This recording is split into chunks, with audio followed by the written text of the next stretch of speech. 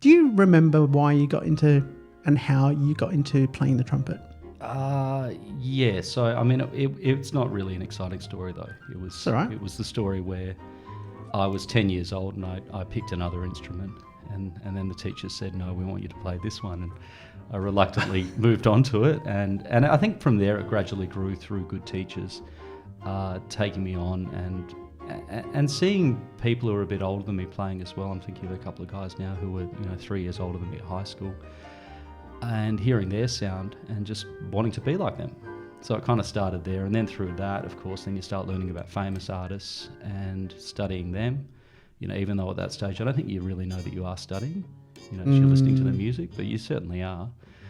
And then by then I'm at university and I'm studying it. So at that stage I was at UWA and I was studying with two very good young trumpet players. One of them, who was absolutely brilliant at the time, I'm sure he still plays amazingly, ended up becoming a police officer. He moved away from that. Oh, really? And the other guy is our principal player at WASO now. So. Oh, okay. So yeah, that was the year. So it's kind of sitting around with those guys for a couple of years and learning lots, as they were as well. I think that's a key as well, isn't it? Playing with people that are better. Yeah, and also having the resilience to go that's okay. That I'm not there yet, and I'm not going to give up, and I'm going to keep moving forward. Yeah.